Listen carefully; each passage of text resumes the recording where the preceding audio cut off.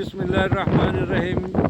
मैं जी मुहम्मद सरफराज। इस वेले जी फरूकाबाद तो कक्कड़गिल नूं सड़क जाती है ना क्यूबी लिंक के नाल ਉਹਦੇ ਤੇ गुजर रहा सी तो उत्थे मैं एक नवा काम देखा। नवा तो नहीं लेकिन इस इलाके च नवा वो इस तरह है। ए देखो ऊपर बोतल है, हवा बहुत तेज, थले ड्रिप लगी है, जामन का दरख्त है। सर जी थोड़ा जिहा चुकोगे।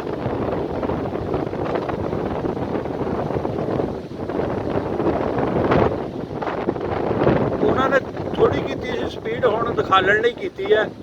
कतरा कतरा डिगदा ये इस इलाके के लोग नहीं ला रहे, ये जिमीदार नहीं ला रहे, नाल पेट्रोल पंप वो नहीं ला रहे, ये पाक आर्मी ला रही है।